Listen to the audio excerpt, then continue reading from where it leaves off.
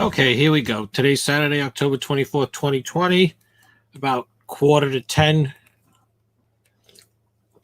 and this is a general overview. First thing is the nomination for Amy Coney Barrett as moving forward. The committee voted to bring her vote to the full floor, which is expected to happen on Monday, and I'm predicting it's going to be a 51-49 to nominate. Yeah, there's a number of people upset with it, but it's unfortunate that Ruth Bader Ginsburg either didn't resign back in 2015 when Obama could have made the nomination, or that she didn't make it to the end of the Trump first, or if he gets reelected, second term. We're 10 days away from the election. Basically, I'm going with Trafalgar Group's prediction for Trump with 275 electoral votes. I think it will be close, and I think there's going to be all kinds of chaos. And unfortunately, we do this every single election cycle.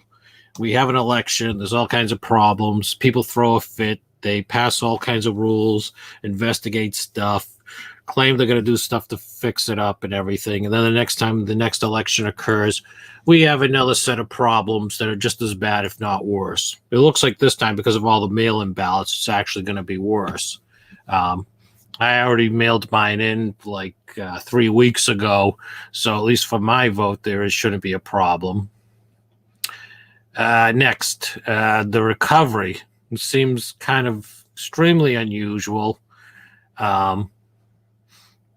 And basically, it looks like there's one segment of the economy that looks like it's doing as good or just doing fantastic. And then there's other sectors that are like completely dead, like you would expect in any recession.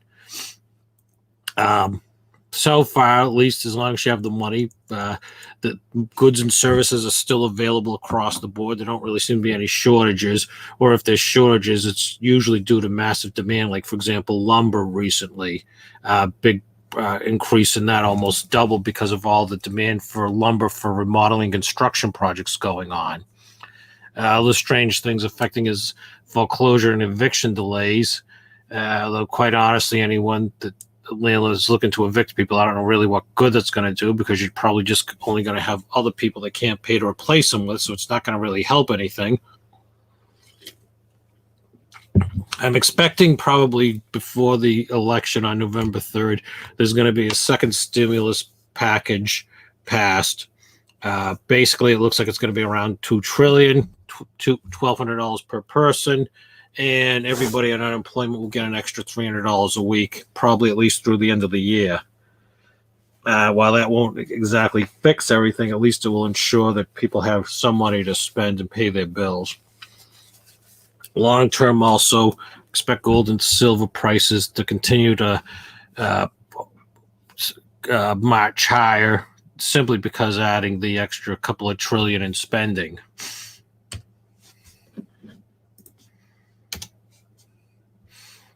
Now, unfortunately, in one part of this K recovery, the lower part of the K is the dead jobs and industries. Basically, anything that people don't need. Airlines, again, with everything that's going on, who's going to want to go on a vacation anywhere if you can even allow to travel there? And then on top of that, if you can't go anywhere or you're not going anywhere, there's no need for anybody to be in a hotel.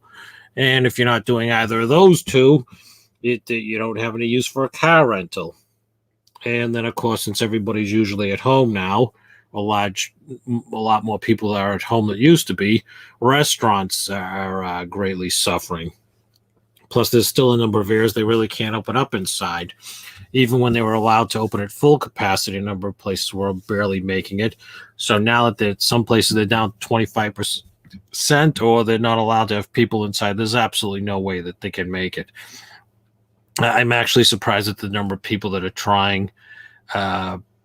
They're setting up tents and everything else outside to muddle on. I think a lot of people, if I was in that situation, I would probably just stock up cash and do a Chapter 11 and drag it out as long as possible, and hopefully drag it out for a few years until the restrictions and everything else were lifted and things could go back to normal. I think also people that are in trouble is anyone that's not working on something directly producing a good or service. So, like if you're somebody that's writing up like procedures to do a budget, you're probably in trouble. Or like if you're a receptionist, I've seen a number of places where they don't have a receptionist anymore. There's just like an iPad on the front desk with an automated system that it calls whoever you're coming to see. On the other hand, I'm also seeing some strange things where, you know, in every other recession, usually construction starts slowing down first before the recession really hits. This time, we seem to be having a construction boom and people even unable to hire workers. The place that I'm at, my apartment, I actually had a chance to talk to somebody that's doing some work on a garage repair, and he indicated to me it's the first time that he's ever had backlog booked up through the entire winter and into next spring. And he actually tried to hire an assistant, but he's been unable to. Basically, the people that are available, most of them on unemployment, plus they were getting the extra payments, and they reported that it really didn't make any sense for them to take a job through him because they would end up earning less. I think there also may be a little bit of logic to it because, in theory, his backlog will always be there.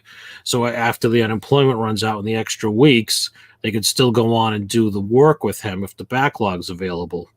Where if they don't take the quote backlog, I mean the extra money now from the package, it's not going to be, it's already passed by. So if they didn't, take it then, they would be actually in trouble and worse off. Although, again, a number of people, their jobs, the companies or places they were working at are simply closed up and are just simply gone. I also had a chance to talk to a friend of mine that's an antique dealer in another state, and he actually last weekend he had a record one-day sales on a weekend. There was some sort of fair or something in his town, and actually, while I was out for my walk this evening, I